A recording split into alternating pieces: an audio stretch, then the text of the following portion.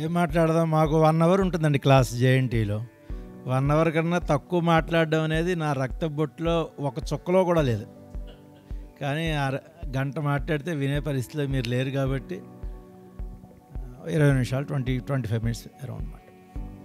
నేను ఇండియా బయట ఒక around 150 world class organisations visit చేశాను ఇన్ 27 కంట్రీస్. ఎక్కడికి వెళ్ళినా నన్ను అడుగుతూ ఉంటారు, అసలు ఇంత చూశారు కదా ప్రపంచం, బెస్ట్ స్టూడెంట్స్ మీరు ఎక్కడ కనిపించారు మీకు ప్రపంచంలో అంటే నేను ఎప్పుడూ ఒకటే చెప్తూ ఉంటా, best students of the world are Indian students outside India. Indian students in India కాదండి, ఇండియాలో చదువుకుంటున్న ఇండియన్ స్టూడెంట్లు కాదండి. వీళ్ళకున్నంత పొగరు ఎక్కడ ఉండదండి జనాలకి. మా క్యాంపస్లో కూడా చూస్తూ ఉంటాను, వాళ్ళు అన్ని చోట చచ్చిపోతూ ఉంటారు. అసలు క్లాస్ నుంచి బయటికి రాగానే ఇలా చూసి అంటాడు, అక్కడే ఉమ్మేస్తాడు. ఫ్యాక్ట్ అది అడిగి చెప్పాలా మనం, అది కూడా చెప్పాల్సి వస్తుంది. బైబిల్లో ఉంటుంది statement, for everything under the sky there is a time, there is a place, there is a purpose అని. ప్రపంచంలో ప్రతిదానికి ఒక నిర్దిష్టమైన స్థలము, సందర్భము, సమయం ఉంటాయి. దానికి ఉమ్మడానికి కూడా ఒక ప్లేస్ ఉంటుంది, దానికి కూడా టైం ఉంటుంది, దానికి తగ్గట్టు ఉండాలి. కానీ క్లాస్ నుంచి బయట కాకుండా అప్పుడు ఉమ్మేయడం వస్తుంది. ఇలాంటి ఈ క్యాండిడేట్నే మీరు సడన్గా తీసుకెళ్ళి ఏ సింగపూర్లోనో, స్విట్జర్లాండ్లోనో, అమెరికాలో లాస్ ఏంజలస్లోనో, సిడ్నీలోనో పడేసేయండి, ఈ అవుట్లుక్, బిహేవియర్, పద్ధతి అన్నీ మారిపోతాయండి. చాక్లెట్ ర్యాపర్ ఇలా తీసి నోట్లో వేసుకుని ఆ ర్యాపర్ ఇలా పడేస్తే సింగపూర్లో సుమారు 15,000 రూపాయలు ఫైన్ అండి. అప్పటికప్పుడు ఎక్కడి నుంచి వస్తాడో వచ్చి కలెక్ట్ చేసుకుని పోతాడు. ఆ క్యాండిడేట్ సింగపూర్ వెళ్ళాడంటే ఎక్కడైనా పోయిస్తే ముందు జేబులో పెట్టుకుని ముందు అసలు చాక్లెట్ తినడం కూడా మానేస్తాడు. అంత డిసిప్లిన్డ్గా తయారవుతారు. కానీ ఇక్కడికి వచ్చేటప్పటికి మటుకు ఇక్కడ ఇలా ఉంటారు, కానీ అక్కడికి వెళ్తే వీళ్ళు అద్భుతం. అందుకే ప్రపంచం అంతా ఇవాళ ఇండియన్ స్టూడెంట్స్ అంటే పడి చస్తారండి. నేను జర్మనీ క్యాపిటల్ బెర్లిన్కి వెళ్ళా. అక్కడ మనకున్నట్టు పాపులేషన్లు ఉండవు. జర్మనీలో బెర్లిన్ సిటీలో 4 లక్షల మంది ఇండియన్స్ ఉంటారండి. 4 lakhs అంటే చాలా ఎక్కువ కింద లెక్క అసలు పర్సంటేజ్ చూస్తే. ఎందుకంటే వాళ్ళకి చాలా క్రేజ్ ఇండియన్ స్టూడెంట్స్ అంటే. ఎందుకంటే ఇండియా అనగానే వాళ్ళు సాంస్క్రిట్తో కనెక్ట్ అవుతారు. ఇండియాలో రవీంద్రనాథ్ ఠాగూర్ వీళ్ళు ఎలాగో అలాగా జర్మనీలో గోతే అనే ఒక ఫిలాసఫర్, ఎడ్యుకేషనిస్ట్ ఉన్నాడు. అతని మూలంగా జర్మనీ బాగా డెవలప్ అయింది. Even today it's a very developed country. ఆ గోతే యొక్క ఫేవరెట్ పర్సనాలిటీ మహాకవి కాళిదాస్. అతని ఫేవరెట్ బుక్ అభిజ్ఞాన శాకుంతలం. అందుకే ఇవాళ మీకు జర్మనీలో అసలు గోతే ఎలా ఉండేవాడంటేట, అతను ఆ యూనివర్సిటీల్లో అటు సైడ్ అందరూ ఎంత టాప్ లెవెల్కి వెళ్ళినా సైకిళ్ళే వాడతారు లేదా నడిచి వెళ్తూ ఉంటారు, కానీ విలాసవంతమైన జీవితాన్ని జీవించరు అసలు. నెదర్లాండ్స్ చాలా కంట్రీస్ అంతే. అతను ఏదైనా కాళిదాస్ది ముఖ్యంగా అభిజ్ఞాన శాకుంతలం ఇలాంటి వాటిలో ఏవో చిన్న చిన్న కంపారిజన్స్ 2 లైన్లు నచ్చితే కనుక ఆ కాలేజీలో వెళ్ళి ఆ రోడ్ల మీద జనాలు వెళ్ళిపోతుంటే వాళ్ళందరినీ ఆపేసి ఈ సెంటెన్స్ కాళిదాస్ పాయింట్లు అవి చెప్పి రోడ్ల మీద డ్యాన్స్ చేసేవాటండి. అంటే అంత ఆనందానికి గురయ్యేవాట ఇది కాళిదాసు విషయాలు ఇవి చెప్పడానికి. మనవాళ్ళు ఇక్కడ అందరూ సెకండ్ లాంగ్వేజ్ సాంస్క్రిటే, వీడికి ఒక్క సంస్కృత సెంటెన్స్ రాదండి. జర్మనీ వెళ్ళి 2 సాంస్క్రిట్ సెంటెన్స్ అలా వదిలేవనుకో, అప్రణయాత్ మైత్రి వినశ్యతి, లేదా కాక కృష్ణ పిక కృష్ణ కోభేదో పిక కాకయో వసంతకాలే సంప్రాప్తే కాక పిక పిక, ఏవో 2-3 సెంటెన్స్ అలా వదిలేవనుకోండి, అక్కడ ప్రొఫెసర్లు వీడికి ఫ్యాన్స్ అయిపోతారండి. ఇండియాలో సాంస్క్రిట్ రాదు, వీడికి నేర్చుకునే ఇంట్రెస్ట్ ఉండదు. ఎందుకంటే దాంట్లో మార్కులు ఎంపీసీలో లేవు కదా. ఇక్కడ మనకి ఏవైతే ర్యాంకులు వస్తాయో దానికే మనం గౌరవం ఇస్తాం, మిగిలిన పట్టించుకోం అసలు. ఇవాళ నేను ఇండియా జేఎన్టీయూ కాకినాడ బయట 2500 ప్రోగ్రామ్స్ ఇచ్చుంటా. దీని అంతటికీ ప్రధానమైన కారణం ఏంటి అంటే, అందరూ అంటుంటారు ఏం గొప్ప విషయాలు భలే చెప్తున్నారండి మీరని.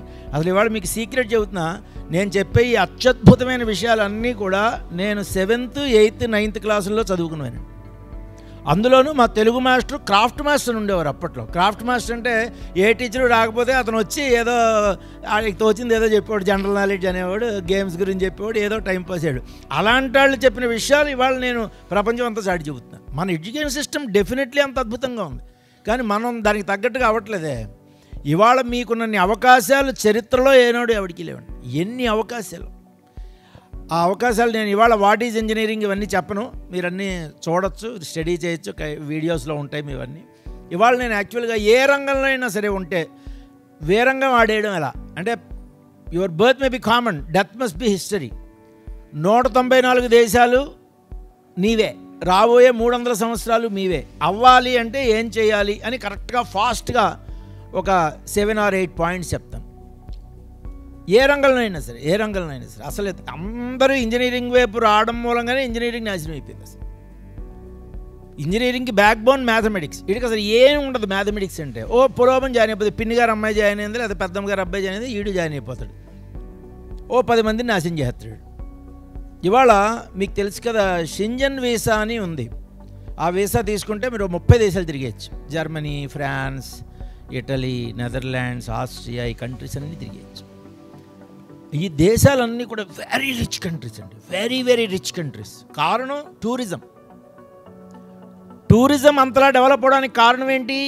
550 సంవత్సరాల క్రితం మైకెల్ ఆంజెలో అనే ఒక ఆర్టిస్ట్ ఇంజనీరింగ్ వైపు, మెడిసిన్ వైపు వెళ్లకుండా ఈ ఆర్ట్ అంటే స్కల్ప్చర్, శిల్పాలు చెక్కడం, పెయింటింగ్ వేయడం, ఆ రంగంలో అతనికి ఇంట్రెస్ట్ చిన్నప్పటి నుంచి. వాళ్ళ ఫాదర్ చేస్తూ ఉండేవాడు. అది ఆ రంగంలోనే ఉండిపోవడం మూలంగా అతను రెండు ఆర్ట్ వర్క్స్ చూడడం కోసం ప్రపంచం అంతా అక్కడికి వెళ్తూ ఉంటారు.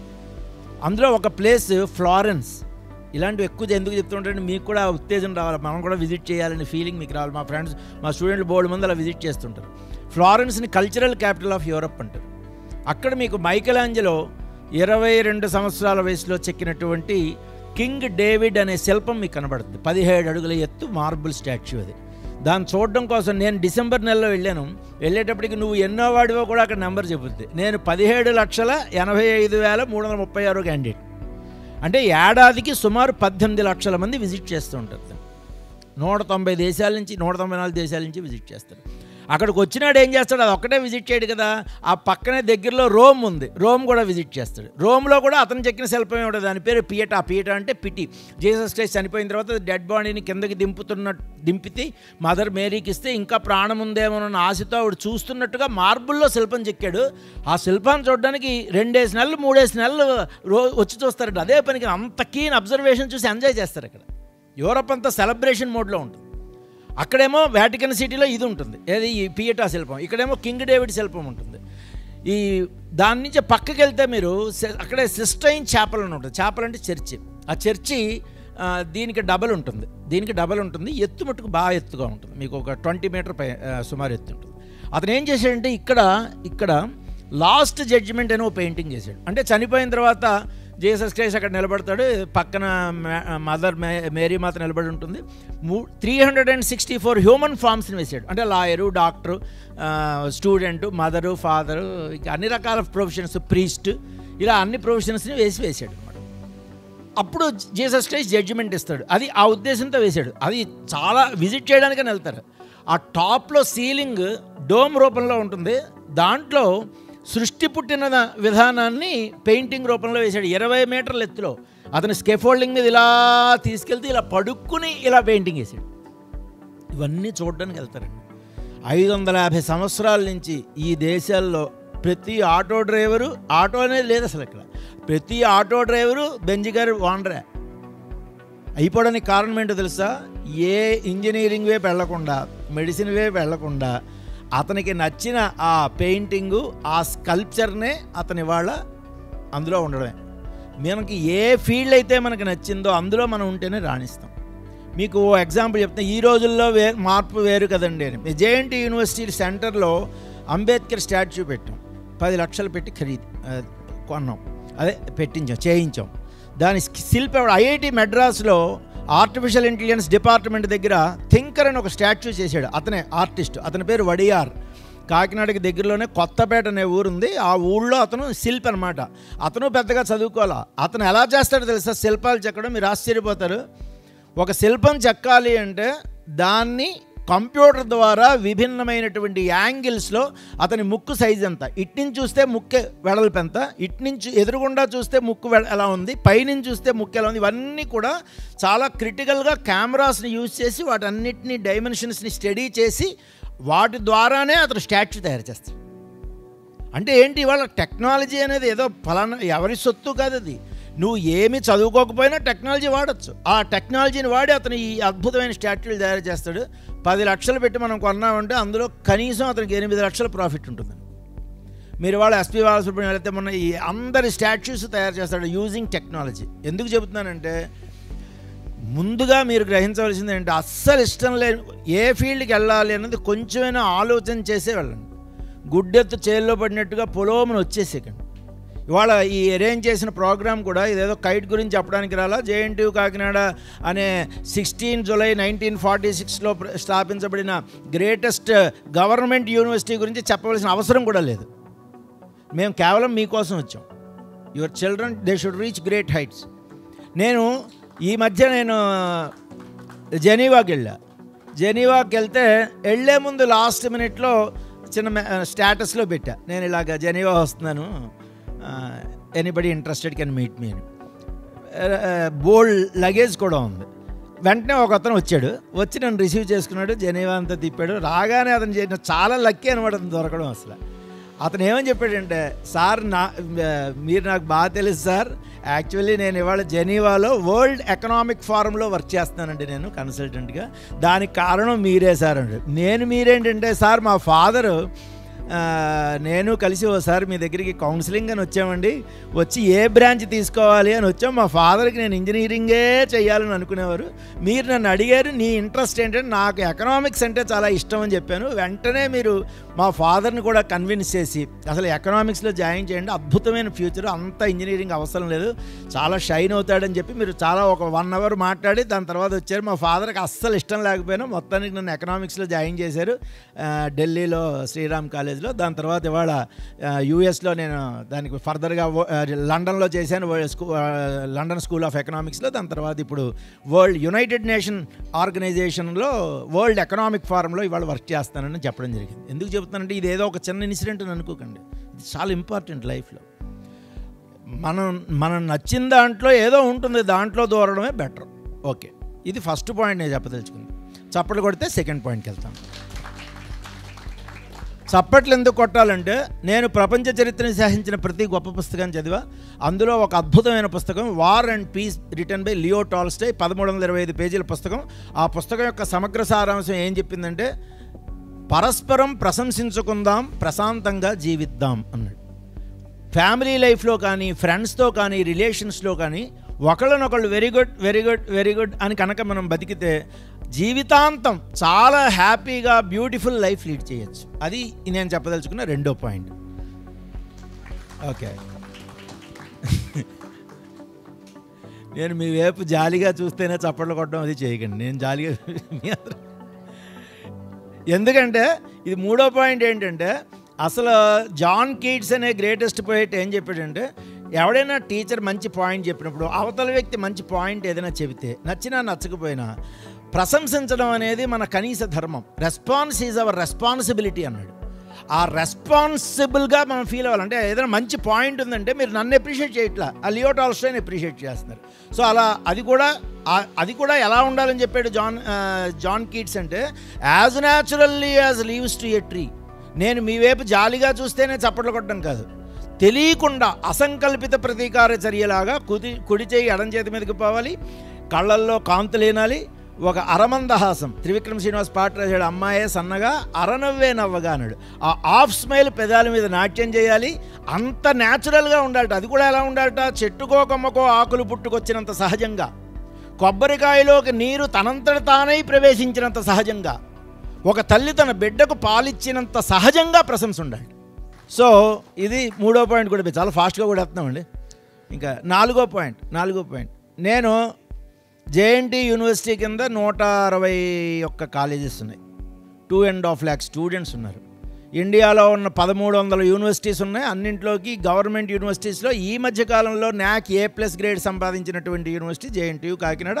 16 జూలై 1946లో స్వాతంత్రానికి పూర్వం దీన్ని స్టార్ట్ చేశారు. 3300 ఇంజనీరింగ్ కాలేజీలు, 1300 యూనివర్సిటీల్లో highest number of Padma awards, Padma Shri, Padma Bhushan, Padma Vibhushan లాంటివి సంపాదించినటువంటి ఇన్స్టిట్యూషన్ జేఎన్టీయూ కాకినాడ. దీని గురించి పెద్ద చెప్పవలసిన అవసరం లేదు. మీరు ఏ రంగంలో అయినా సరే రాణించాలి అంటే లైఫ్ ఇవాళ very easy to become great అండి, very easy to become game. ఈ ఒక్క పాయింట్ పాటిస్తే సరిపోదు, ముఖ్యంగా స్టూడెంట్స్. 4వ పాయింట్ అదేంటంటే avoid sad for joy forever. ఏంటది? Avoid sad for joy forever. నీ ఆఖరి శ్వాస దాకా మస్త్ లైఫ్ నువ్వు కనుక లీడ్ చేసి ఒక సెలబ్రిటీలా బతకాలంటే నువ్వు సాడ్ని అవాయిడ్ చేయాలి. సాడ్ అంటే ఏంటో కాదు, ఎస్ఏడి. సాడ్ అంటే ఎస్ అంటే స్మోకింగ్, ఏ అంటే ఆల్కహాల్, డి అంటే డ్రగ్స్. ఈ మూడింటిని కనుక మీరు త్యజిస్తే 4 ఏళ్ల బీటెక్ 8 ఏళ్లలో పూర్తయినా పర్లా నీ జీవితానికి నేను గ్యారంటీ ఉంటా. 100 స్టాంప్ పేపర్ మీద రాసి కూడా ఇస్తాను. ఈ మూడింటిని మటుకు మీరు వదులుకోండి. నేను వదులుకున్నాను, మీకు చెబుతున్నాను. నేను బీటెక్ ఫస్ట్ ఇయర్ జాయిన్ అయిన వెంటనే నేను ఇంతవరకు నా లైఫ్లో స్మోక్ చేయలా, డ్రింక్ చేయలా, చేసే ప్రసక్తి కూడా లేదు.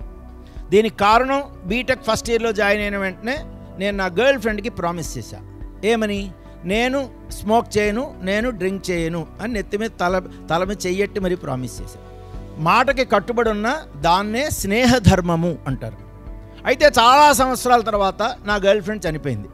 చనిపోయిన నా గర్ల్ ఫ్రెండ్కి చితి కూడా నేనే పెట్టా. చితి పెడుతూ నువ్వు చచ్చిపోయావు కాబట్టి నేను సిగరెట్ కాల్చేస్తాను అల్లా. నీ మీద పెట్టిన ఒట్టుని ముందు నువ్వు చనిపోయావు కాబట్టి నీ మీద పెట్టిన ఒట్టుని తీసేసి నా మీద పెట్టుకుంటున్నా. ఇకపై నీ ఆఖరి శ్వాస దాకా కాదు, ఇకపై నా ఆఖరి శ్వాస దాకా నేను సిగరెట్ కాల్చను, నా ఆఖరి శ్వాస దాకా నేను డ్రింక్ చేయనని చనిపోయిన నా గర్ల్ ఫ్రెండ్కి ప్రామిస్ చేశా. దాన్నే స్నేహధర్మము అంటారు. ఇంతకీ నా గర్ల్ ఫ్రెండ్ పేరు జానకి, ఆవిడ మా అమ్మగారు. ఏదో మన పిచ్చి కానీ ఈ పర్సనాలిటీ డెవలప్మెంట్ ప్రోగ్రాములు ఇవన్నీ ఎందుకండి? అసలు మదర్ని మించిన గర్ల్ ఫ్రెండ్ ఉంటుందా? డాడీని మించిన బాయ్ ఫ్రెండ్ ఉంటాడా? ఈ నగ్న సత్యాన్ని మనిషి ఎంత తొందరగా గ్రహిస్తే జీవితంలో అంత తొందరగా బాగుపడతాడు. వాడికి లైఫ్లో ఇంకేం అక్కర్లా. కాబట్టి ఈ మూడింటికి దూరంగా ఉండడానికి ట్రై చేయండి. నేను రాజమండ్రి సెంట్రల్ జైల్లో ఖైదీలకు కూడా నేను ప్రోగ్రామ్స్ ఇచ్చా. 1450 మంది ఖైదీలు ఉంటారు, ఇన్మేట్స్.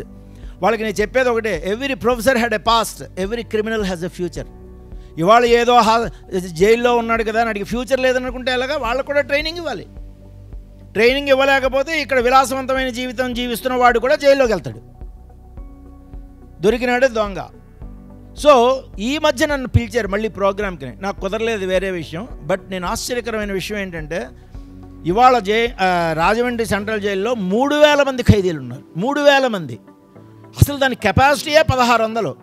1400 మందిని ఎక్స్ట్రా కుక్కేశారు. కారణం ఏంటి అంటే అందరూ కూడా ఈ పిల్లల వయసు ఉన్నటువంటి చిన్న పిల్లలు డ్రగ్స్ కేసులో పట్టుబడిన వాళ్ళే.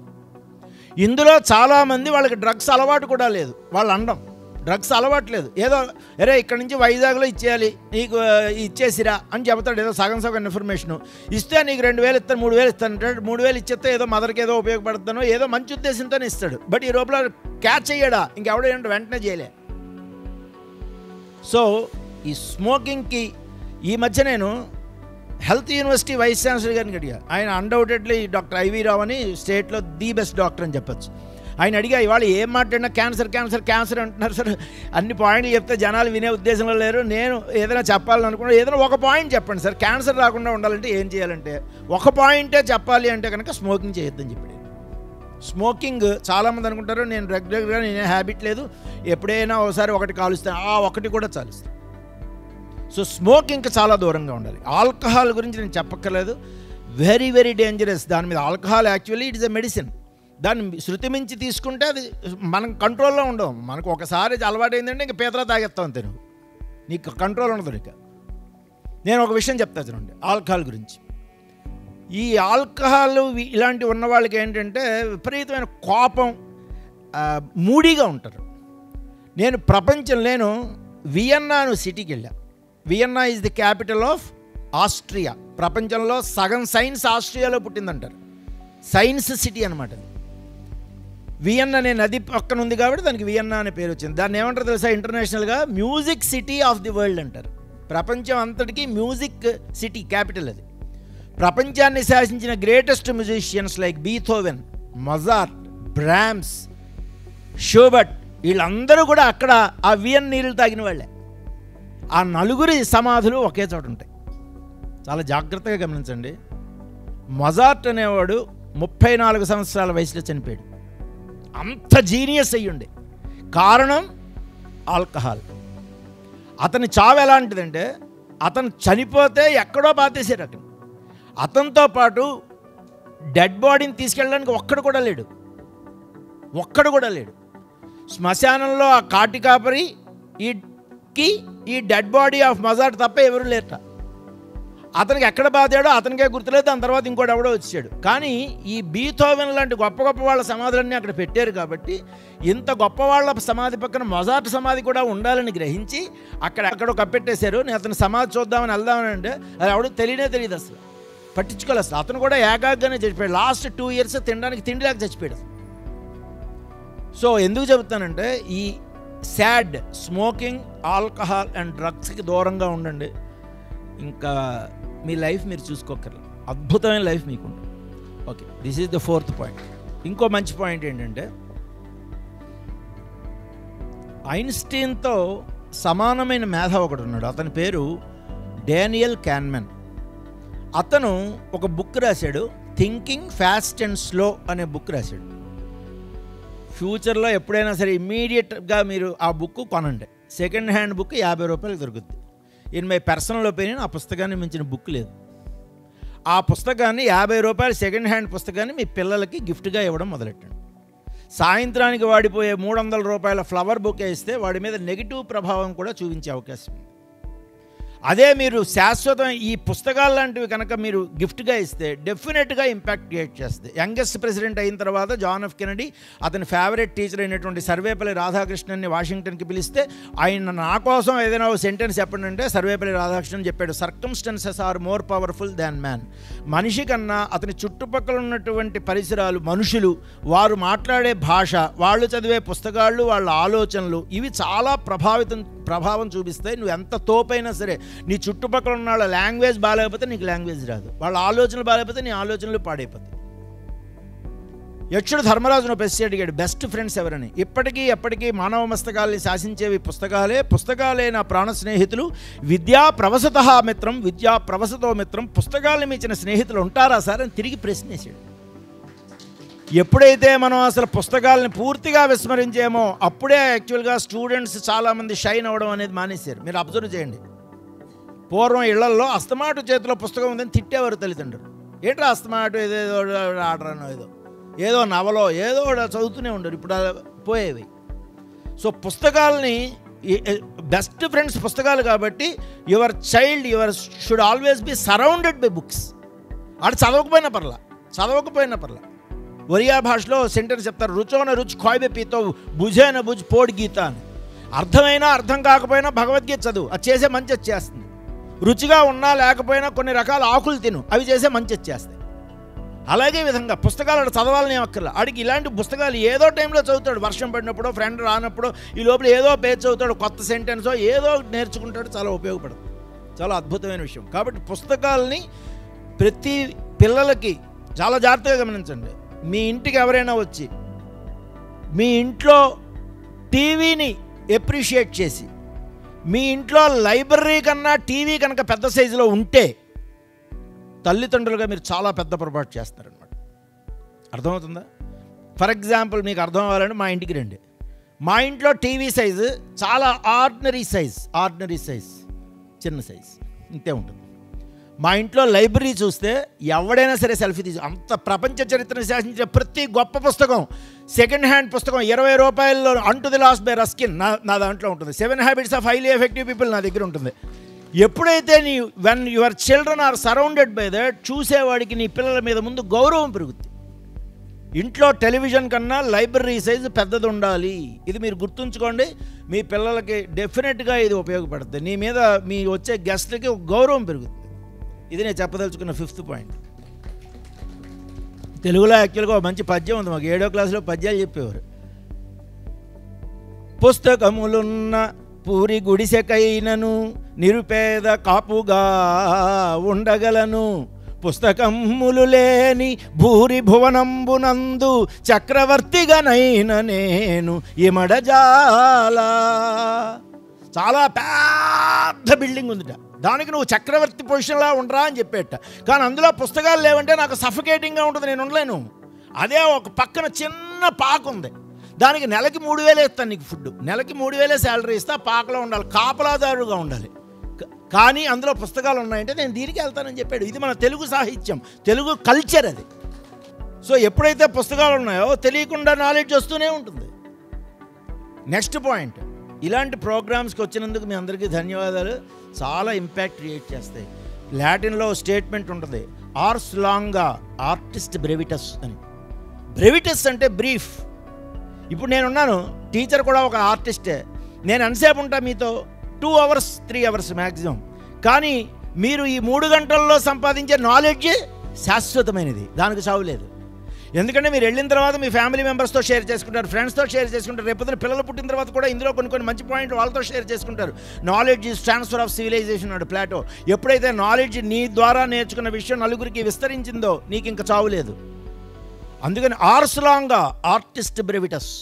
కాబట్టి నాలెడ్జ్ శాశ్వతమైంది, దానికోసమే నేర్చుకోండి ఇలాంటివి. అంటే కానీ స్కూల్, అందుకే ఇంకో స్టేట్మెంట్ కూడా చెప్తారు లాటిన్ లాంగ్వేజ్లో, నాన్ స్కాలే సెడ్ వైటే డిసిమస్ అని. డిసిమస్ అంటే లెర్నింగ్ అని అర్థం. అంటే దీని అర్థం ఏంటంటే ఇంగ్లీష్లో ట్రాన్స్లేట్ చేస్తే learn not for school but for life. Vitae అంటే లైఫ్ అని అర్థం ఇంగ్లీష్లో. వైటల్, వైటమిన్ అంటే most important in life is life itself. కాబట్టి వైటే అంటే లైఫ్.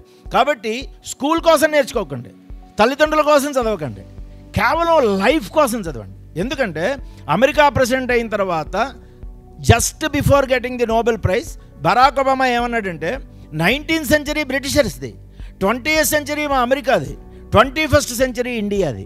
కారణం India is the knowledge hub of the world and knowledge is the currency of future అన్నాడు. అంటే నీ రాబోయే 70 సంవత్సరాల్లో నువ్వు సంపాదించబోయే కోట్ల కోట్ల కోట్ల ఆస్తులకి, పేరు ప్రఖ్యాతులకి, సిరి సంపదలకి, భోగభాగ్యాలకి, ఆరోగ్యానికి, సర్వస్వానికి ఇన్వెస్ట్మెంట్ చదువుకునే ఈ 4 రోజుల్లో నువ్వు సంపాదించినటువంటి నాలెడ్జ్. అందుకని ఈ 4 ఏళ్ళు కూడా ఒక యజ్ఞంలా పాటించాలి. మహాభారతంలో యక్షుడు ధర్మరాజును ప్రశ్న అడిగాడు, మనిషి దేని వలన మహిమను పొందును? మహిమ అంటే మహిమే. జీసస్ క్రైస్ట్ మహిమాన్వితుడు, మొహమ్మద్ మహిమాన్వితుడు, రాముడు మహిమాన్వితుడు, గాంధీ మహిమాన్వితుడు, ఐన్స్టీన్ మహిమాన్వితుడు, విరాట్ కోహ్లీ మహిమాన్వితుడు, మైకేల్ జాక్సన్ మహిమాన్వితుడు. కాలం ఉన్నంతకాలం, సూర్యచంద్రులు ఉన్నంతకాలం వాళ్ళు మనుషుల హృదయాల్లో ఉంటారు, వాళ్ళ రంగాల్లో వాళ్ళు శాసించారంతే. మనిషి దేని వలన మహిమను పొందునని అడిగాడు. ధర్మరాజు ఏం చెప్పాడు తెలుసా? మనిషి తపస్సు వలన మహిమను పొందును అన్నాడు. తపస్సు అనగానేమి అని అడిగాడు. నెక్స్ట్ ప్రశ్న, తపః స్వధర్మవర్తిత్వం అని చెప్పాడు. స్వ అంటే సెల్ఫ్, ధర్మ అంటే పని, వర్తిత్వం అంటే నిర్వర్తించుట. నీ పనిని నువ్వు చక్కగా చేయి. నువ్వు ఏ జాబ్ చేస్తున్నావు, ఏ పని చేస్తున్నావు, దాని మీద నీకు ఫుల్ గ్రిప్ ఉండాలి. ఉంటే అది తపస్సు. చేసే పని మీద ఫుల్ దృష్టి ఉంటే అది తపస్సు. ఆ తపస్సు వలనే మనిషి మహిమను పొందునని చెప్పాడు. అంటే 4 ఏళ్ల బీటెక్లో దీని మీద దృష్టి ఉండాలి, మిగతా వాటి మీద దృష్టి ఉండకూడదు అసలు. అలా చేస్తే కనుక ఇవాళ మీకు నన్ను అవకాశాలు చరిత్రలో ఏనాడు ఎవరికి లేవు. ఈ మధ్య నేను డాలమైట్స్ అనే ఒక ప్లేస్కి వెళ్ళాను, ఇటాలీ అండ్ స్విట్జర్లాండ్కి బార్డర్లో. ఎక్కడికి వెళ్ళినా ఇవాళ జేఎన్టీయూ స్టూడెంట్లే. మీకు అందరికీ తెలుసు కదా, మీకు ఏ కైట్లో చదివినా, ఇంకో కాలేజీలో చదివినా డిగ్రీ ఇచ్చేది జేఎన్టీయూనే. జేఎన్టీయూ స్లోగన్ యోగః కర్మసు కౌశలం, కంటెంట్ ఈజ్ కింగ్, భగవద్గీతని తీసుకున్నారు. సో ఎవరికైనా డిగ్రీ ఇచ్చేది జేఎన్టీ, దాని మీద కాలేజ్ పేరు కూడా ఉండదు అసలు, మీరు జేఎన్టీ స్టూడెంట్లే. ఈ జేఎన్టీలో మీకు తెలుసు ఇంతమంది స్టూడెంట్స్ ఉన్నారు, ఇవన్నీ ఉన్నాయి. ఎఫిలియేటెడ్ కాలేజెస్ ఎక్కడ వాళ్ళు చూసినా వీళ్ళే కనబడుతూ ఉంటారు. నేను ఈ మధ్య వెళ్తే ఒక అమ్మాయి కనిపించింది, ఎంత నీ శాలరీ అన్న అంటే 1.5 CR అంది. నాకు అర్థమయ్యేటట్టు చెప్పమ్మా, నెలకి రూపాయల్లో నీ శాలరీ ఎంతని అడిగా. అంటే నెలకి నా శాలరీ సుమారు 12 lakhs ప్లస్ అండి అని అంది. అంటే ఏడాదికి 1.5 crore అండి అంది రూపాయలు. Okay, very good. ఆ అమ్మాయి మాట్లాడితే ఒక ఇంగ్లీష్ సెంటెన్స్లో 2 మిస్టేక్లు ఉంటున్నాయి, నష్టమేలా. ఒక ఇంగ్లీష్ సెంటెన్స్లో 2 మిస్టేక్లు కాదు, 4 ఉన్నా పర్లేదు వాళ్ళ. ఎందుకంటే 194 దేశాల్లో 120 దేశాల్లో ఇంగ్లీష్ భాష లేదు. నీకున్న ఇంగ్లీషే చాలా ఎక్కువ, బట్ మాడితే వస్తుంది. చాలామంది మాట్లాడరు, భయం, ఫర్ వేరియస్ రీజన్స్. ఎంత పంపిస్తావు ఇంటికన్నా? 70 lakhs సుమారు పంపిస్తానండి. నేను కొంచెం దాచుకుంటాను, మిగిలింది 70 lakhs సుమారు పంపిస్తానండి. ఎందుకంటే మాకు లంచ్ ఫ్రీగా ఉంటుంది, అందరం కలిసి ఒకే చోట ఉంటాం, ఏదో చెప్పుకోవచ్చు. ఎందుకు చెబుతున్నానండి, ఇది ఏదో స్ట్రే కేసుని అనుకోకండి. అమ్మాయి జాయిన్ అయ్యి 8 months అయిందిలే. ఇవాళ నెలకి 5 లక్షల కన్నా తక్కువ శాలరీ సంపాదించేవాళ్ళు ఈ యూరోప్లోని ఏ కంట్రీలోని మీకు అసలు కనబడరు. అసలు మినిమం స్టార్టింగే 5 lakhs ఉంటుంది. అంతంత సేవింగ్ కూడా చాలా హెవీగా ఉంటుంది. ఆ సేవ్ చేయడం కూడా మీకు డెవలప్ అవుతుంది దీని ద్వారా. కాబట్టి ఇది మీరు అలవాటు చేసుకోండి. ఏంటి అసలు పాయింట్, ఇంతింత శాలరీస్ ఉన్నాయి, ప్రపంచం అంతా మీకోసం ఎదురు చూస్తుంది. ఇండియాలో స్టూడెంట్గా పుట్టావంటే నువ్వు పూర్వజన్మ సుకృతం ఉందన్నమాట. ఏదో ఇంతకుముందు జన్మలో చాలా పుణ్యం చేసావు, ఇవాళ ఇంత మంచి ఫ్యామిలీలో పుట్టావు, ఇన్ని అవకాశాలు ఎదురుగుండా ఉన్నాయి, ఎదురుగుండా ప్రపంచం అంతా నీ కోసం ఓపెన్ అయిపోయింది అంతే. ఇవాళ అన్ని అవకాశాలు. అసలు దానికి కూడా నువ్వే పెద్ద చేయకలా, ఇంగ్లీష్లో మటుకు మాట్లాడాలి. ఒక సెంటెన్స్లో 4 మిస్టేక్లు ఉన్నా పర్లా, బట్ మాట్లాడాలి. రెండోది, ఇంజనీరింగ్కి backbone mathematics. Mathematics is expression in numerical అంటారు. మ్యాథమెటిక్స్లో రాణించాలంటే పేపర్ మీద పెన్ను పెట్టాలి. నేను చిన్న ప్రశ్న అడుగుతా చూడండి. ఒక బ్యాట్ బాలు కలిసి ₹10. బ్యాట్ బాల్ కన్నా రూపాయి ఎక్కువ. బ్యాట్ ఖరీదంతా. మీరు ఆశ్చర్యపోతారు, ఇది ప్రపంచంలో ఎవడైనా చెప్పగలరు, కానీ 99.9% తప్పు చెప్తారు. కారణం ఏంటంటే చిన్న పావును కూడా పెద్ద కర్రతోనే కొట్టాలి. ఆన్సర్ ఎంత సింపుల్ అయినా పేపర్ మీద పెన్ను పెట్టి చేసిన వాడే లైఫ్లో బాగుపడతాడు. అంతేగాని ఇలా చూసిన ఆన్సర్లు చెప్పడం, రూపాయి, ₹1/2, 55, ఇదేం వేలం పాటలు కాదుగా. ఇంటర్వ్యూల్లో కూడా ఆన్సర్ కరెక్ట్గా చెప్పినా నీకు ఉద్యోగం ఇవ్వడు. అదే నువ్వు పేపర్ మీద పెన్ను పెట్టి =, కింద =, వచ్చేటట్టు ఒక సిస్టమేటిక్గా ball =X, bat =X+1, bat plus ball =X + X+1 1.1, ₹10 కాబట్టి. దేర్ఫోర్ 2X = 0.1, దేర్ఫోర్ X = 0.05, అంటే 5 పైసలు. అంటే బాల్ కాస్ట్ 5 పైసలు, బ్యాట్ కాస్ట్ 1 + X అంటే ₹5.05. రెండు కలిపితే ₹5.05, 5 పైసలు కలిపితే ₹10 అయింది, బ్యాటు బాలు కలిస్తే. ఈ ఆన్సర్ 99.9% ఇండియన్ స్టూడెంట్స్ చెప్పలేదు. ఇది నేను అడిగిన ప్రశ్న కాదు, ఇది డానియల్ కాన్మెన్ అడిగిన ప్రశ్న. అతనికి నోబెల్ ప్రైజ్ ఇచ్చారు. అతను చేసిన work why Indian students fail, why intelligent students fail. మీ పిల్లలు తెలివైన వాళ్ళు, ఇవాళ ప్రతి తల్లి తండ్రి చెప్పే డైలాగే అది, మా అబ్బాయి చాలా తెలివైన వాడండి, చదవడండి ఏంటో. మా అబ్బాయి చాలా తెలివైన వాడండి, కానీ ఏంటో మరి అతను అలా మార్కులు రాలేదండి. నిజమే, ఎన్ని తెలివితేటలున్నా డ్రైన్ అవుట్ అయిపోతాయి if you don't put pen on paper. So మొట్టమొదటి మీ పిల్లలకి మీరు అలవాటు చేయవలసిన విషయం ఏంటంటే పేపర్ మీద హ్యాండ్ నోట్స్ అనేది ఉండాలి, చాలా ఇంపార్టెంట్. మైకేల్ ఫారడే అని ఉన్నాడు, జనరేటర్ కనిపెట్టాడు, ట్రాన్స్ఫార్మర్ కనిపెట్టాడు, యానోడ్, క్యాథోడ్, అయోడ్, ఫాదర్ ఆఫ్ ఎలక్ట్రిసిటీ అయిపోయాడు, ఎన్ని కనిపెట్టేసాడో. అతను చనిపోయేటప్పుడు అతను అడిగారు, నీకు కోరిక ఏదైనా ఉందంటే, నాకు ఒకటే కోరికండి, మా గురువు గారు ప్రొఫెసర్ డేవీ మూలంగా ఇవాళ నాకు ఈ స్థాయికి వచ్చాను, 5వ క్లాస్ పాస్ అయిన తీసుకొచ్చి ల్యాబ్లో అసిస్టెంట్గా పెట్టారు, అవన్నీ ఎక్స్పెరిమెంట్స్ చేయడం మూలంగా నేను ఇవన్నీ కనిపెట్టాను, అందువల్ల నా గురువు గారు ప్రొఫెసర్ డేవీ చనిపోతే ఆయన సమాధి కట్టారు, ఆయన సమాధి పక్కనే నా సమాధి ఉండాలని కోరుకున్నాడు, ఆయన సమాధి పక్కనే కట్టారు. సైన్స్లో turning point J J Thomson, E/m = 1.76 × 10⁻11 కూలుంబ్/kg అని ఎనర్జీ మాస్ రేషియో ఉంటుందని చెప్పినందుకు అతనికి మొట్టమొదటి నోబెల్ ప్రైజ్ 1902లో వచ్చింది. అతని స్టూడెంట్లు 36 మంది స్టూడెంట్ల పేరు నోబెల్ ప్రైజ్ ప్రపోజ్ చేశారు. అందరికీ కుదరదు కాబట్టి 7గురికే నోబెల్ ప్రైజ్ ప్రపోజ్ చేశారు. అతని కొడుకు G.P. థామ్సన్ కూడా నోబెల్ ప్రైజ్ వచ్చింది. అతన్ని స్టూడెంట్ అయినటువంటి రోదర్ఫోర్డ్కి ఫిజిక్స్లో ఒక నోబెల్ ప్రైజ్ వచ్చింది, కెమిస్ట్రీలో ఇంకో నోబెల్ ప్రైజ్ వచ్చింది. రోదర్ఫోర్డ్ని అడిగారు, నీకు ఆఖరికి ఏదైనా కోరిక ఉందా అంటే, నాకు ఒకటే కోరిక అండి, మా అన్న మైకేల్ ఫారడే లాగా జేజే థామ్సన్ మా గురువు గారి సమాధి పక్కనే నా సమాధి కట్టండి అని. మీకు లండన్కి వెళ్తే ఆయన ఇద్దరు సమాధులు పక్క పక్కనే కనబడతాయి, టీచర్ది స్టూడెంట్ది. సాక్రటీస్ అంటే పడి చచ్చాడు ప్లాటో, అందుకే అంత గొప్పవాడయ్యాడు. ప్లాటో అంటే పడి చచ్చాడు అరిస్టాటిల్, అందుకే అంత గొప్పవాడయ్యాడు. అరిస్టాటిల్ టీచర్ అలెగ్జాండర్, అందుకే అతను ప్రపంచాన్ని జయించాడు.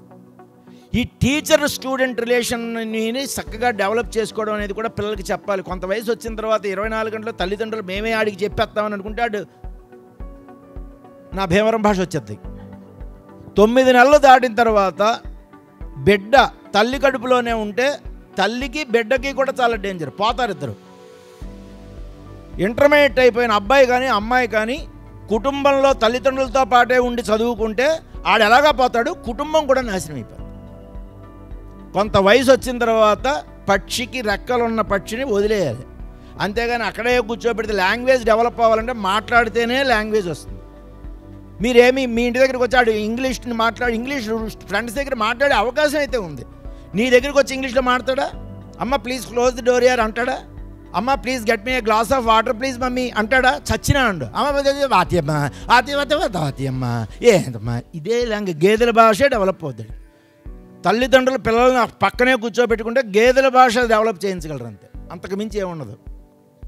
నేను మాట్లాడే మాటలు మీకు అలా అనిపించవచ్చు, బట్ నీచుడు పొగిడి చంపుతాడు, నిజమైన స్నేహితుడు హెచ్చరిస్తాడని చెప్పాడు పంచతంత్రంలో. సో నిజమైన స్నేహితుడు ఎప్పుడు హెచ్చరిస్తాడు, ఆడ హార్డ్గానే మాట్లాడాలి. మీకు ఇప్పుడు ఇందాక పొన్నాడ సూరి గారు వచ్చారు, ఆయన మాట్లాడతారు 10 నిమిషాలు మాట్లాడతారు, ఆయన ఎక్కువసేపు మాట్లాడు 5 నిమిషాలు. బట్ ఆయన మాడుతుంటే మనకు చాలా బాధగా అనిపిస్తుంది, ఏం తిడుతున్నట్టు ఉంటుంది అది. బట్ అదే ఇవాళ చాలామంది స్టూడెంట్లు అద్భుతమైన స్థాయికి వెళ్ళాలంటే అలాంటి టీచర్లే ఉండాలి. టీచర్ ఎప్పుడు కొంచెం కరుగ్గా ఉండాలి, హార్డ్గా ఉండాలి. ఇవాళ 90% ఆఫ్ ది జీనియస్ స్టూడెంట్లు సర్వనాశనం అయిపోవడానికి కారణం గుడ్ టీచర్స్. వాళ్ళు మంచి అనిపించుకోవడం కోసం వాడికి మార్కులు చెంచాలతోనూ గరిటెలతోనూ పోయారు, బకెట్లతో పోసేస్తారు. ఆడు రాసినా రాయకపోయినా మార్క్స్ సమర్పయామి, ఆడు అడుక్కు తినడానికి కూడా ఉపయోగపడ్డ ఫ్యూచర్లో. హార్డ్గా ఉండాలి టీచర్, ఎప్పుడు చాలా హార్డ్గా ఉండాలి. పాయింట్ నా సంగతే తీసుకోండి. నాకు స్టూడెంట్ నేను లోపలికి రాగానే గుడ్ మార్నింగ్ చెప్పాలి, లేచి నిలబడక్కర్లా.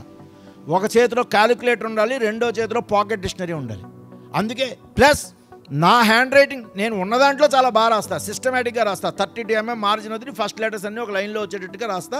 Drawing is language of engineering కాబట్టి first step of drawing is leaving margin, కాబట్టి నేను మార్జిన్ వదిలి నీట్గా రాస్తా. నా హ్యాండ్ రైటింగ్ మూలంగా స్టూడెంట్స్ నా హ్యాండ్ రైటింగ్ కన్నా 100 రెట్లు అద్భుతమైన హ్యాండ్ రైటింగ్ రాస్తారు, మన నుంచి నేర్చుకుంటారు అడిగి.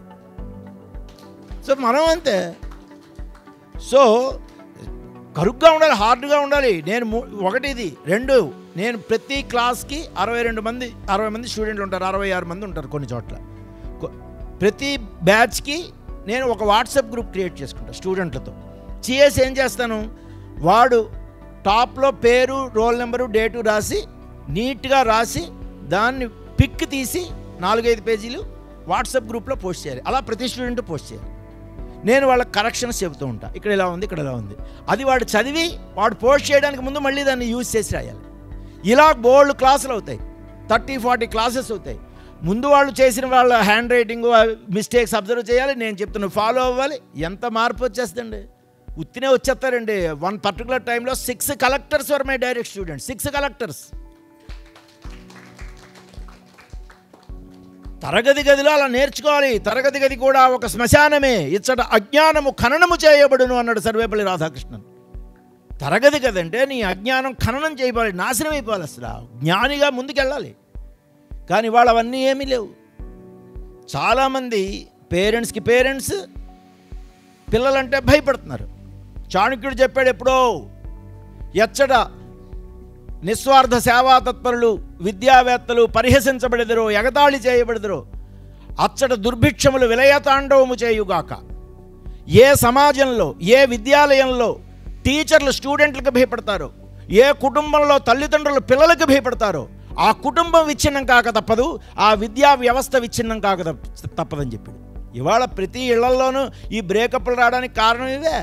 ఏంటంటే తల్లిదండ్రులు పిల్లలకు భయపడుతున్నారు, టీచర్లు ఏమో స్టూడెంట్లకు భయపడుతున్నారు. చిన్న మాట ఏదైనా అంటే చాలు 2 షేర్ ఆటోలు వేసుకుని 10 మంది కుల సంఘ నాయకులు వచ్చేస్తారు. ఏంటంటే మా అబ్బాయిని ఏదైనా అన్నాడు. నేను ప్రిన్సిపాల్గా వర్క్ చేశా గవర్నమెంట్ యూనివర్సిటీ కాలేజ్ నర్సరావుపేటకి. వస్తే ఒక స్టూడెంట్ మీద ఇలాగే బోల్డ్ మంది జనాలు వచ్చేసారు. ఏంటండి ఏమైందని అడిగితే ఆ ప్రొఫెసర్, ఎలక్ట్రానిక్స్ ప్రొఫెసరు క్లాస్లోకి స్టూడెంట్ వస్తే అతనితో ఇతను అన్నట్ట లేట్గా వచ్చాడని డైరెక్ట్గా అనకుండా, ఏంట్రా లేట్ అయింది, ఓహో కొత్త చెప్పులు బాగున్నాయి, చెప్పులు చూపించడం కోసం లేట్గా వచ్చినట్టున్నావు, అయినా చెప్పులు చాలా బాగున్నాయరా, నేను రాత్రి ఏ గుడికి వెళ్ళావు అన్నట్టు. అదో చిన్న జోక్ సరదాగా. ఆడి ఇంటికి వెళ్ళి ఏడిస్తే వాళ్ళందరూ 20 మంది వచ్చారు. మా అబ్బాయిని అందరి ముందు ఇలా చేసాడండి, వాడేమో చాలా అప్సెట్ అయిపోయాడండి, అన్నం తినట్లేదండి, ఇంకెందుకు అలాంటి వాడు ఇంజనీరింగే. వాడు అలాగే తయారై ఉంది. ప్రతి వాడిని వెనకేసుకొచ్చాడు ఆ టీచర్లు. సో ఇలాంటివన్నీ ఇంకా పక్కన పెట్టేయాలి. మీరు కొంచెం హార్డ్గా చేయండి, మనకు మనమే మోటివేట్ చేసుకోవాలి. మనమే ఎంకరేజ్ చేసుకోవాలి.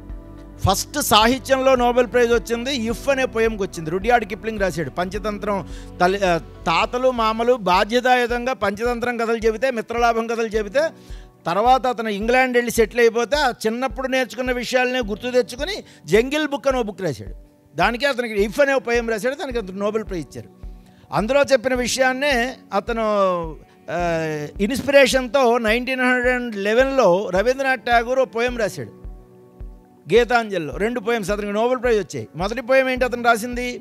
యాక్లో చలో যদি তোরে డాక్కుసునే కేవనా ఆసే యాక్ల చెలో అనే పోయంకి నోబెల్ ప్రైజ్ ఇచ్చారు. ఎది అంటే సంస్కృతంలో ఇఫ్, అదే ఇంగ్లీష్లో ఇఫ్. అది అందుకే రవీంద్రనాథ్ ఠాగూర్ కూడా ఇన్స్పిరేషన్ అతనే. ఇఫ్తోనే మొదలెట్టాడు poem.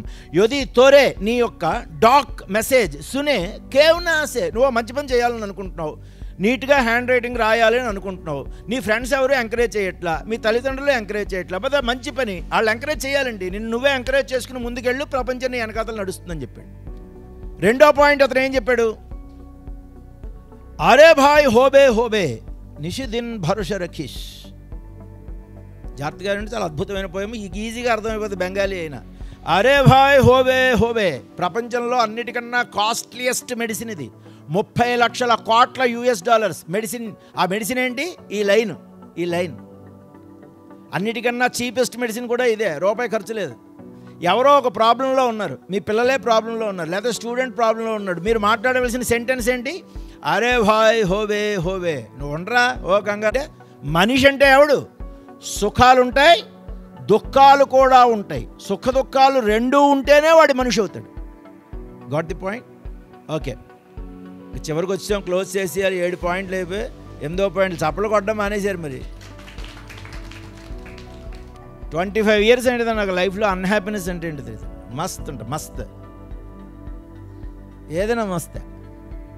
One fine day government పిలిచింది, బాబు వైస్ ఛాన్సలర్గా ఉండండి అంది, హ్యాపీస్. ఇంకో రోజు పిలిచింది గవర్నమెంట్, NIT వరంగల్ నుంచి ఆయన ప్రొఫెసర్ అండి, చాలా పెద్ద ఆయన వైస్ ఛాన్సలర్గా పెడతాం, మీరు కాస్త సర్దుకోండి అంది. ఓకే, హ్యాపీస్. 8 మంది సెక్యూరిటీ గార్డులు. JNTU కాకినాడ వైస్ ఛాన్సలర్ మామూలు అనుకున్నాడు, ఇండియాలో one of the richest universities, 1000 crores ఉంది. 8 మంది సెక్యూరిటీ గార్డులు. ఇది కాక 6 తోటమాలీలు, 2 కార్లు. ఒక కారు కేవలం ఫ్యామిలీకి, దానికి సెపరేట్ డ్రైవరు. నాకు సెపరేట్గా ఒక కారు, దానికి 3 డ్రైవర్లు. 3 క్వాలిఫైడ్ PAలు, ఫైనాన్షియల్ మ్యాటర్స్ చూడడానికి ఒక సెపరేట్ ఎంప్లాయీ గవర్నమెంట్. ఇంకా ఇంకా ఇంకా బోల్డ్ అంత. ఇది ఇవాళ చెప్పాడు, సర్దుకోండి అన్నాడు. ఓకే, మస్త్. దానికి దీనికి సంబంధం ఉండకూడదు అసలు. హ్యాపీస్. దీని అందరికీ ప్రధానమైన కారణం అదిగో, మా గర్ల్ ఫ్రెండ్కి ప్రామిస్ చేసాం, స్మోక్ చేయం, డ్రింక్ చేయం, డ్రగ్స్ లేవు, మస్త్ అంతే. మీరు ఇప్పుడు చెప్పమన్నారు, సార్ చెప్పండి సార్, అందరూ వెళ్ళిపోయినా పర్లేదు, ఎవడైనా స్టూడెంట్ 2-3 వచ్చి, సార్ మేము మట్టుకు వింటాం సార్, మేఘాలయ ఇది క్లోజ్ అయిపోయిన బయట నిలబడైనా సరే మీరు చెబితే మటుకు నైట్ 12 దాకా వింటామంటే చెప్పేస్తా. అలా చెప్పిన సంఘటనలు బోల్డ్ ఉన్నాయి నాకు. లేదు సార్ ఇంతవరకు చెప్పింది ఎక్కువ అయిపోయింది సార్, ఇంకా ఇప్పుడు సడన్గా ఆపేసి కరెక్ట్గా అంటే ఆపేస్తాను. దానికి దీనికి సంబంధం ఉండదు. మస్త్ ఉంటా, మస్త్. ఓకే, 5 minutesలో క్లోజ్. ఏమా మీకు ఏమైనా ఉన్నాయా సరదాగా అడగడానికి? ఏమైనా ఉంటే చెప్పండి. మొదటిది ఏంటి మీరు చేయవలసిన విషయం? నేర్చుకునేటప్పుడు రాయాలి. యతో హస్త తతో గతి, my nature is my future. శ్రద్ధతో నువ్వు రాసే నీ చేతిరాతలే నీ తలరాతల్ని మారుస్తాయి. సరస్వతీదేవి శాపం ఇది. ఏ తల్లి తన పిల్లల్ని నువ్వు సర్వనాశనం అయిపో అని చెప్పి శపించదు. ఒకే ఒక్క తల్లి, చదువుల తల్లి మటుకు శపించింది విద్యార్థుల్ని. ఏమని? యతో హస్త తతో గతి. ఎంత టాలెంట్ ఉన్నా, ఎంత మంచి ఫ్యామిలీ నుంచి ఉన్నా, నేర్చుకునేటప్పుడు ఇంపార్టెంట్ పాయింట్స్ కనుక నువ్వు రాయకపోతే నీ జీవితం తెల్లారిపోయినట్టే. నీకు ఏ చదువు రాదు. కాళిదాస్ చెప్పాడు, రాముడు పూర్వీకుల్లో ఒక లక్షణం ఉండేదిట, శైశవే అభ్యస్త విద్యానాం. వాళ్ళు ఎంత చక్రవర్తులైనా సరే, ఎంత ప్రొఫెసర్ అయినా సరే, వైస్ ఛాన్సలర్ అయినా సరే, ఎవడైనా చెప్పేటప్పుడు రాసుకుంటాడు. వాడికి వయసుతో నిమిత్తం లేదు, వాడు నిత్య విద్యార్థి. చిన్న పిల్లాడు శిశువులా నేర్చుకుంటాడు. గురువుగారికి చూడండి, కాళ్ళకి దండం పెట్టచ్చు అసలు. సో మొదటిది ఏంటంటే, మీరు లైఫ్లో రాణించాలంటే చేతిలో బుక్కు పెన్ ఉండాలి. ఇందాక చెప్పాను, ఎంత చిన్న ప్రాబ్లం చెప్పండి, ball is equal to X, bat 1+x అని వేసి చేస్తే = కింద = రావాలి. అలా సిస్టమేటిక్గా చేస్తే ఎంత ఈజీ అండి ప్రాబ్లమ్ సాల్వ్ చేయడం. ఎవడు చేయడం. సెకండ్ పాయింట్ ఏంటంటే ఏదైనా సరే పదే దాన్ని ప్రాక్టీస్ చేస్తూ ఉండాలి. 1,00,000 శ్లోకాల భారతం యొక్క సమగ్ర సారాంశం భగవద్గీతలో ఉంది. భగవద్గీతలో 700 శ్లోకాలు, మొత్తం మీద 1,800 శ్లోకాలు మహాభారతం. 700 శ్లోకాలు విన్న తర్వాత చివరికి వచ్చాం, చాలా ఓపికగా అయినండి. అర్జునుడు తన బావైన కృష్ణుడితోనూ జగద్గురు కృష్ణుడితో ఏమన్నాడంటే, బావా 1,00,000 శ్లోకాలు చెప్పు, కుదించి 700 శ్లోకాలు చెప్పు, చాలా కష్టం పాటించడం అంటే, నాకు 2 పాయింట్లు చెప్పు. 2 పాయింట్లు. ఇంకా సూర్యుడు చంద్రుడు ఉన్నంతకాలం సక్సెస్ అంటే అర్జునుడి పేరు చెప్పాలి. విజయం అంటే అర్జునుడికి మారు పేరు మరో పేరు అవ్వాలి. నువ్వు చెప్పు, 2 పాయింట్లు చెప్పు, నేను పాటిస్తా. మరి 700 శ్లోకాలు ఎక్కువైపోయి బావా అన్నాడు. అప్పుడు కృష్ణుడు అలాగే 2 పాయింట్లు చెప్తా, రాసుకో. ఏమని చెప్పాడు? అభ్యాసేనతో కౌంతేయ వైరాగ్యేన చ గ్రహ్యతే. 2 చేయాలరా నువ్వు. 1 అభ్యాసేన అంటే అభ్యాసము వలన. చిన్నప్పుడు మనం చదువుకున్న అభ్యాసము కూసు విద్య. అభ్యాసం అంటే ప్రాక్టీస్. పదే ప్రాక్టీస్ చేయాలి. ఇంగ్లీష్ సెంటెన్స్ ఉంది, 10 సార్లు ప్రాక్టీస్ చేస్తే ఎందుకు రాదు అది? Great men find sermons in stones, books in Brooks, tongues in trees, enlightenment and entertainment and good and God in everything. William Shakespeare sentence ఒకసారి 4 సార్లు చదివామంటే ఏ 6వ క్లాస్లోనో 7వ క్లాస్లో ఇంకా లైఫ్లో మళ్ళీ అక్కర్లా. ఇంకా అది అర్ధరాత్రి 2ంటికి మీ ఫాదర్ నిద్ర లేపినా వచ్చేస్తుంది sentence. Sweet is the Lord, which nature brings man's meddling intellect, misshapes the beauteous forms of things we murder to dissect. William Wordsworth. Man will kill himself if he thoughtlessly and violently upsets the very delicate web of life of which he is a part, not a part. ఈ సెంటెన్స్లన్నీ ఒకసారి నేర్చుకుంటే నీ ఆఖరి శ్వాస దాకా ఏదో ఒక సిచ్యువేషన్లో ఉపయోగపడుతూనే ఉంటాయి. శాశ్వతత్వం పొందేయాలి నాలెడ్జ్ అనేది ఎప్పుడు కూడా. అలా నేర్చేసుకోవాలి. కంఠస్థం కాని విద్య కాదు అది. అవసరం ఉన్నప్పుడల్లా ఇలాంటి సెంటెన్స్లు మాట్లాడుకుంటూనే ఉండాలి, చిన్నవి పెద్దవి అన్నీ కూడా. సో 1 ప్రాక్టీస్ చేయాలి, పదే ప్రాక్టీస్ చేస్తే వస్తుంది. 2వది ఏం చెప్పాడంటే టెక్నిక్, వైరాగ్యేణ చ గ్రహ్యతే. వైరాగ్యం అంటే వైరాగ్యం వలన. వైరాగ్యం అంటే ఏంటో తెలుసా? ఏ పని చేసేటప్పుడు దాని మీదే దృష్టి నిలిపి మిగిలిన వాటి పట్ల ఏ సంబంధం లేనట్టుగా బిహేవ్ చేయాలి. చదువుకునే టైంలో నీకు తల్లిదండ్రులు కూడా మర్చిపోవాలి. నువ్వు క్రికెట్ గురించి మర్చిపోవాలి, ఎండపడుతుందా వర్షంగా ఉందా మర్చిపోవాలి, ఫ్రెండ్స్ ఏమన్నారు మర్చిపోవాలి, అసలు ఇవన్నీ మర్చిపోవాలి. ఏ పని చేసేటప్పుడు ఆ పని మీదే దృష్టి పెట్టి మిగిలిన ప్రపంచంతో సంబంధం లేకుండా తెగదెంపులు చేసేసుకోవాలి. ఈ 2 కలిపి ఉంటేనే దాన్ని ఫోకస్ అన్నారు. దాన్నే సంస్కృతంలో శ్రద్ధ అన్నారు. అందుకే శ్రీకృష్ణుడు ముందే చెప్పాడు, శ్రద్ధావాన్ లభతే జ్ఞానం. ఆ శ్రద్ధ ఉన్నవానికి, ఆ ఫోకస్ ఉన్నవానికే లైఫ్లో అన్నీ వస్తాయి. కాబట్టి ప్రాక్టీస్ చేయాలి. మనకు కొంచెం వీక్ అనుకో, ఇంకొంచెం ఎక్కువ ప్రాక్టీస్ 4 సార్లను 5 సార్లను, దానంతరం అవే వస్తాయి. కాబట్టి ఇది చేయండి. దీని తర్వాత అర్జునుడు అడిగాడు అనమాట, చాలా ఇన్నోసెంట్గా అడిగాడు. పోనీ ఇదే లాస్ట్ పాయింట్ అనుకుందాం, క్లోజ్ చేద్దాం. అర్జునుడు అడిగాడు చాలా ఇన్నోసెంట్గా, బావా నువ్వు చెప్పిన 2 పాయింట్లు డెఫినెట్గా చేస్తాను బా. నేను డెఫినెట్గా ప్రపంచంలో సూర్యుడు ఉన్నంతకాలం విజయము అంటే అర్జునుడు అయిపోతాడా బావా? డెఫినెట్టా బావా? అసలు అర్జునుడు అంటే విజయం, విజయం అంటే అర్జునుడు అయిపోతాడు. నీ పేరే విజయ్ అని పిలుస్తారు. నీ పేరు మీద నీకు ఇదంతా వచ్చింది కాబట్టి ఆ విజయవాడ అనే ప్లేస్ వచ్చింది. సో ఇది పక్కన పెట్టేస్తే అర్జునుడు అడిగాడు, బావా ఈ 2 చేస్తే నాకు నిజంగా సక్సెస్ లభిస్తుందా? సక్సెస్ ఒకటే కాదా బాబు, నీకు ఇంకా చాలా లభిస్తాయని చెప్పి ఒక లైన్ చెప్పాడు. ఇదే భగవద్గీతలో లాస్ట్ లైన్, 700వ శ్లోకం లాస్ట్ లైన్ అనమాట. ఏమని చెప్పాడంటే, ఏంటి అభ్యాసము వైరాగ్యం 2 కనుక ఉంటేట ఏ మనిషికైనా సరే తత్ర శ్రీ విజయోర్భూతి ధ్రువాణి తిర్మతిర్మమా. ఈ 2 కనుక చేస్తే తత్ర ఆ స్టూడెంట్కి, ఆ వ్యక్తికి విజయ అంటే సక్సెస్. నువ్వు ఏది అనుకుంటే అందులో విజయం సాధించేస్తావు. నువ్వు పట్టిందే బంగారు. విజయ శ్రీహి. శ్రీహి అంటే వెల్త్. వెల్త్ అంటే ఒక్క డబ్బులే కాదు, ల్యాండ్, కీర్తి ప్రతిష్టలు, ఆరోగ్యం, అన్నీ వస్తాయి నీకు. అన్ని సంపదలు వచ్చేస్తాయి, డబ్బులు వచ్చేస్తాయి నీకు, ల్యాండ్ వస్తుంది, బంగారం వస్తుంది, క్యాష్ వచ్చేస్తుంది. 3వది అన్నిటికన్నా ఇంపార్టెంట్ భూతి. అది కూడా వస్తుంది. భూతి అంటే భూతం కాదు. సంస్కృతంలో భూతి అంటే ఐశ్వర్యం. అంటే భూతి అంటే ఐశ్వర్యం. ఐశ్వర్యం అంటే అర్థం ఏంటి? కొంతమంది దగ్గర చూడండి బాగా డబ్బులు ఉంటాయి, వాడికి ఏం హ్యాపీనెస్ ఉండదు. అది నన్ను ఒకసారి అడిగారు, ప్రపంచంలో అందరికన్నా భేదవాడు ఎవడు సార్ అని. నేను ఒకటే చెప్పా, ప్రపంచంలో అందరికన్నా భేదవాడు ఎవడో తెలుసా, వాడి దగ్గర బోళ్ళు డబ్బులు ఉంటాయి, డబ్బులు మాత్రమే ఉంటాయి, వాడికి సమాజంలో రెస్పెక్ట్ ఉండదు, వాడు అందరికన్నా భేదవాడు. కాబట్టి వాడికి లైఫ్లో మనీ ఉంటుంది కొంతమందికి, బట్ ఆనందం ఉండదు, ఓ మంచి ఫ్యామిలీ ఉండదు, ఒక హెల్త్ ఉండదు, ఏమీ ఉండవు, వాడికి డబ్బులు ఒకటి ఉంటాయి, సరిపోదు కదా. ఈ ఐశ్వర్యం అంటే అది అర్థం. అంతేకాదు వాడు ఎప్పుడు జాయ్ఫుల్గా ఉంటాడు. ఒక చిన్న గడ్డి పరకు పూసిన ఆ పువ్వును చూసి కూడా ఆనందించగలడు వాడు. ఓ చిన్నపిల్ల నీ దగ్గరికి వచ్చి చిన్నగా ఈ అని చెప్పి స్మైల్ చేసిందనుకో, ఇతను కూడా చాలా ఎంజాయ్ చేస్తాడు దాన్ని. చెన్నైసూరి చెప్తాడు అతను ఏదో దీప నిర్వాణగంధమాఘ్రాణము కావింపడు అని. అంటే దీపం ఆరిపోయినప్పుడు, నూనె దీపం ఆరిపోయినప్పుడు మంచి స్మెల్ వస్తుంది. ఆ స్మెల్ 1000 గంధం చెట్ల స్మెల్కి సమానం, అంత అద్భుతంగా ఉంటుంది. కానీ వీడి పక్కన ఉండగా నూనె దీపం అక్కడ ఆరిపోతే ఆ స్మెల్ని కూడా వీడు ఆస్వాదించలేడు. వీడికి 24 గంటలు అదిగో ఆ డబ్బులు అక్కడ ఇదే గోళ. వీడు అలా కాదు, నీకు తత్ర శ్రీహి విజయ భూతి, ఈ 3 లభిస్తాయి.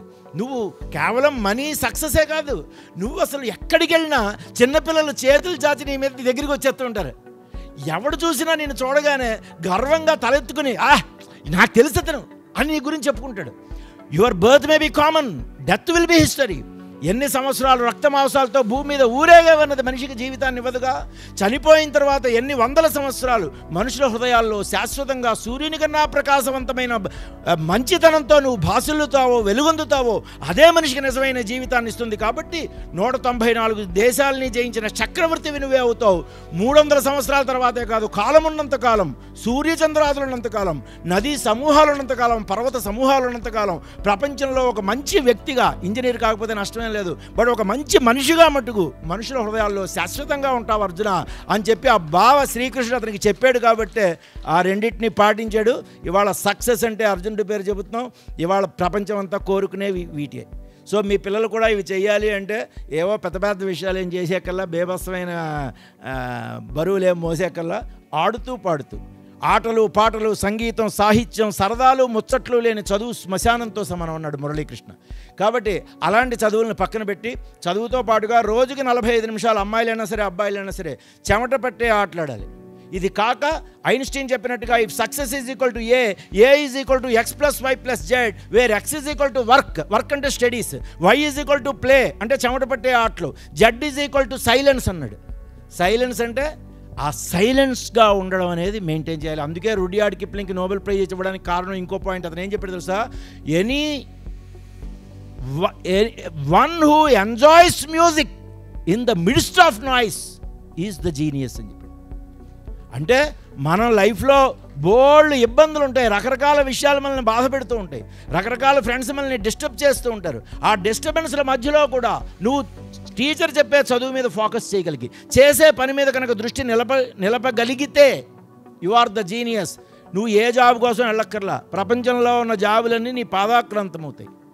ఓపికగా విన్న మీ అందరి విజ్ఞతకు నమస్కరిస్తూ మీపై ఆ విజయలక్ష్మి కరుణాకటాక్షాల వర్షం హర్షించి సుభిక్షంగా వర్షించాలని ఆశిస్తూ అమ్మలగన్న ఎమ్మ ముగురమ్మల మూలపుటమ్మ చాలా పెద్దమ్మ సురారులమ్మల కడుపారడి పుచ్చిన ఎమ్మ తన్నులో నమ్మిన వేల్పుటమ్మల మనమ్ముల నుండెడి ఎమ్మ దుర్గమాయమ్మ కృపాబ్దీచుత కవిత్వ పటుత్వ మహత్వ సంపదల్ అని కొనియాడబడ్డ ఆ విజయలక్ష్మి కరుణాకటాక్షాల వర్షం కయట్ విద్యాసంస్థలు చాలా సేవాభావంతో అరేంజ్ చేసినటువంటి ఈ పవిత్ర కార్యక్రమానికి వచ్చినటువంటి మీ అందరికీ, మీ కుటుంబ సభ్యులు కూడా చాలా మంచిగా ఉండాలి అని ఆశిస్తూ మీ అందరికీ మీ అమ్మగారి తరఫున ఆయుష్మాన్ భవ, మీ అందరికీ మీ నాన్నగారి తరఫున సుఖీ భవ, మీ అందరికీ మీ అందరు టీచర్ల తరఫున యశస్వి భవ. రాముడు వశిష్ఠుడిని అడిగాడు టీచర్ని, what is the greatest wealth, మనిషి అసలు ఏ సంపద కోసం బతకాలని. వశిష్ఠుడు చెప్పాడు, ల్యాండ్ కాదు, గోల్డ్ కాదు, క్యాష్ కాదు, ఒకే ఒక్క సంపద, శాశ్వతమైన సంపద. అదేంటంటే యశస్సు, యశోధనం మహాధనం, కీర్తిధనం మహాధనం.